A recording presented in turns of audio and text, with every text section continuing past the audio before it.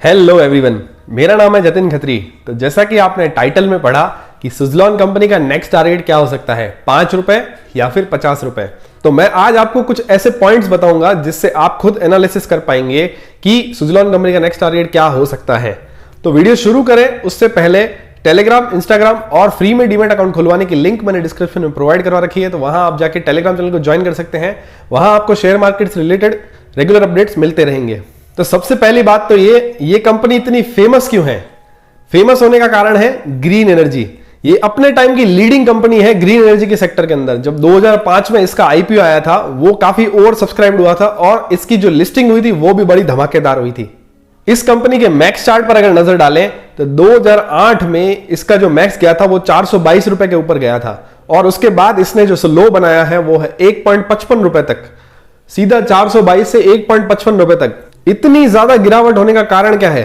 अगर मैं ब्रीफ में आपको बताऊं तो कंपनी के ऊपर डेप्ट है, यानी कि उधारी है। उधारी की वजह से इतना गिरा है। सुज़लॉन एनर्जी की इतनी गिरावट को समझे उसके लिए मैं इसकी कहानी आपको ब्रीफ में समझा देता हूं। सुज़लॉन एनर्जी की शुरुआत हुई थी 1995 में पुणे में और उसके बाद जब 2005 में इसका आईपीओ आया तब तक इस कंपनी का जो मैक्सिमम रेवेन्यू था मार्केट के अंदर वो यूएस, ऑस्ट्रेलिया और चाइना से आता था। उसके अंदर यूएस और ऑस्ट्रेलिया के अंदर इनकी R&D डिपार्टमेंट थी और ऑस्ट्रेलिया के अंदर इनकी मैन्युफैक्चरिंग यूनिट भी थी, जिसके अंदर चाइना भी मैन्युफैक्चरिंग यूनिट में बहुत आगे था। उस समय सुज़लॉन का गोल्डन पीरियड चल रहा था। उसके बाद कंपनी की कुछ ऐसी बिजनेस टैक्टिक्स हुई और 2008 में मंदी आने की वजह से क्या हुआ कि इस कंपनी को बहुत बड़ा घाटा हो गया और इसकी वजह से क्या हुआ कि कंपनी के ऊपर तकरीबन 13,000 करोड़ से भी ज्यादा का कर्ज हो गया और कर्ज बढ़ने की वजह से सुज़लॉन के शेयर प्राइस में भी काफी गिरावट आई। ये तो बात हो गई कि पास्ट में सुज़लॉन के साथ क्या हुआ था। अब आगे क्या, आज के बाद इसका फ्यूचर क्या है? तो कंपनी का फ्यूचर समझे उससे पहले हमें यह समझना होगा कि सुज़लॉन कंपनी आखिर करती क्या है। तो पहला जो सुज़लॉन का रेवेन्यू आता है वो आता है विंड टरबाइन के जनरेटर को मैन्युफैक्चर करने से और उसके रिलेटेड जितने भी कंपोनेंट हैं वो सारे मैन्युफैक्चर करती है।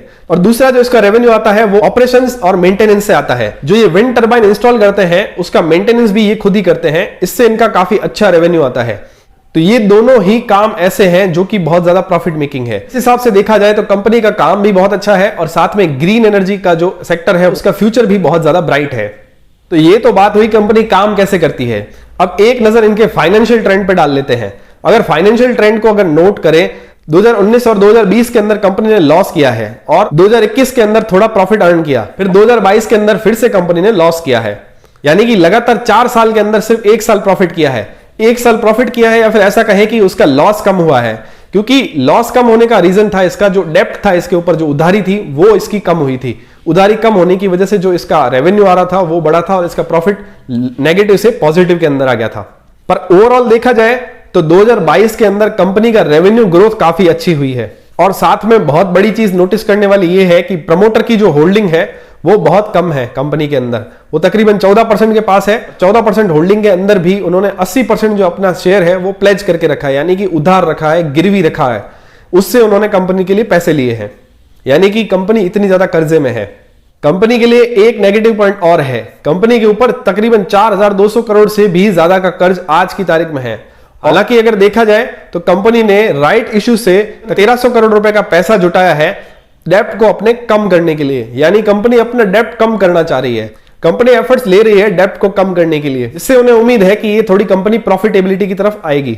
एक रीसेंट न्यूज कंपनी के लिए अच्छी आई थी कि अडानी की तरफ से उनको एक रिपीट ऑर्डर मिला था, जिसके अंदर उनको 13 विंड टरबाइन इंस्टॉलेशन का एक ऑर्डर मिला है, जिसमें 48.3 मेगावाट के वो टरबाइन इंस्टॉल करेंगे इसी 2023 के अंदर मांडवी के अंदर। ये था सुज़लॉन के लिए हमारा पूरा एनालिसिस।